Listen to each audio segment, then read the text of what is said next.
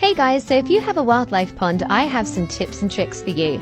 I like to use rocks all around the edge of my wildlife pond. Not only does this hide the liner, which can get damaged in the sunlight, but it's a really great way of creating some shelter for creatures and animals who want to climb in and out.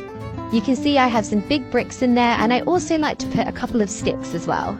I always make sure to keep my water topped up even in the winter months.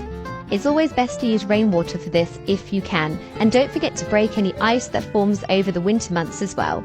I love experimenting with different pond plants. It's not my speciality and I don't really know what I'm doing, but I just love them. For reference, about 70% of your pond should be covered in plant life. So there you go, definitely give a wildlife pond a go.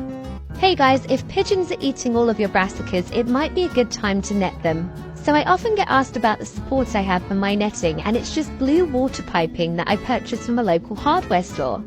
It comes in a roll and it's really easy to cut to size. It's great for keeping your netting up.